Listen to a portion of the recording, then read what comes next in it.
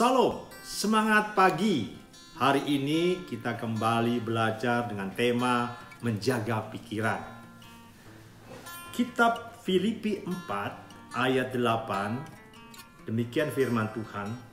Jadi akhirnya, saudara-saudara, semua yang benar, semua yang mulia, semua yang adil, semua yang suci, semua yang manis, semua yang sedap didengar, semua yang disebut kebajikan dan patut dipuji, pikirkanlah semuanya itu.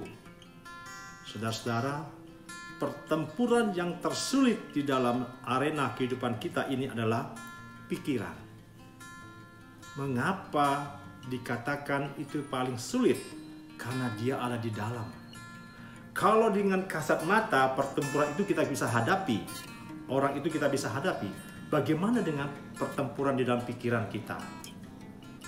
Firman Tuhan mengatakan pada kita, jadi akhirnya bagaimana kita harus bisa mengelola pikiran gitu, semua yang benar. Apa yang dimaksud dengan benar? Benar ini bukan berarti suatu peraturan atau tindakan yang harus kita lakukan atau yang tidak kita lakukan. Tapi benar ini diambil dari kitab Yohanes 17 ayat 17. Demikian firman Tuhan. Kuduskanlah mereka dalam kebenaran. Firman-Mu adalah kebenaran. Jadi kebenaran berbicara tentang bagaimana kita meresponkan setiap kebenaran firman Tuhan yang kita terima dan kita hidupi dan kita lakukan.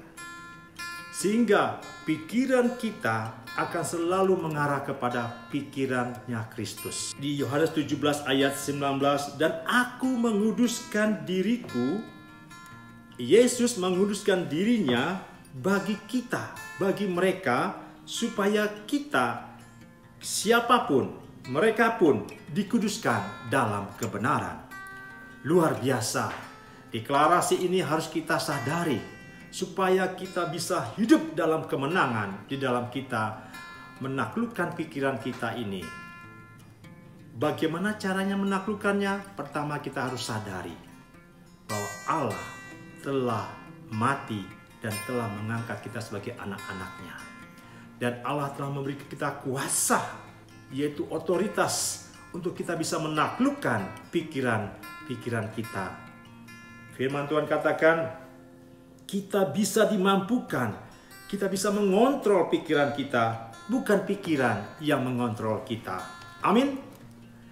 You cannot have positive life with a negative mind. Kita tidak bisa hidup di dalam pikiran yang positif kalau kita selalu mempunyai pikiran negatif dalam kehidupan ini.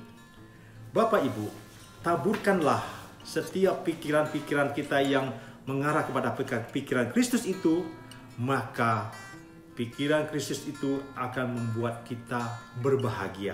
Kenapa? Akan ada tindakan atau perbuatan. Contohnya, waktu kita mengalami konflik, baik itu dalam keluarga, baik itu terhadap anak, kondisi, ekonomi, atau kita dalam kelemahan tubuh, kita ingat bahwa kita ini siapa? Kita adalah anak-anak Allah yang sudah ditebus dengan kuasa darah anak domba Allah.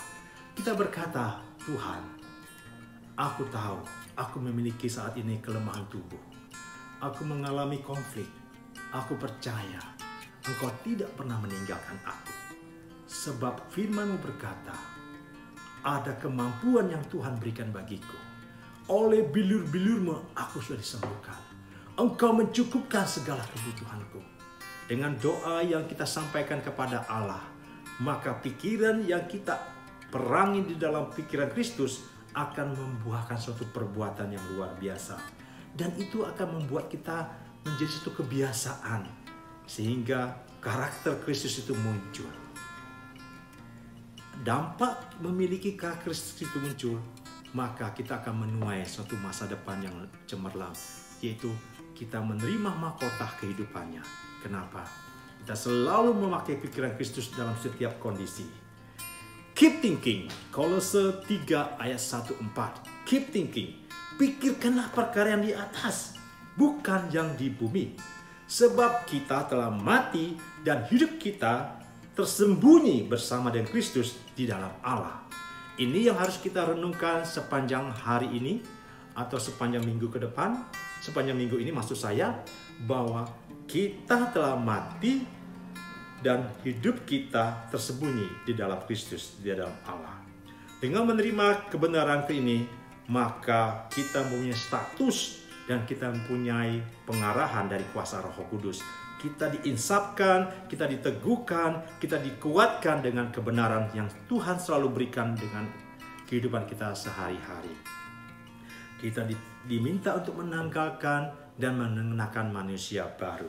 Hidup bersama Kristus adalah hidup karena kasih karunia. Terima kasih Bapak Ibu, saudara-saudara kasih. Percaya, deklarasikan bahwa hidup kita berkuasa untuk memasuki peperangan dalam pikiran Kristus. Tuhan memberkati Bapak Ibu, saudara-saudara semua.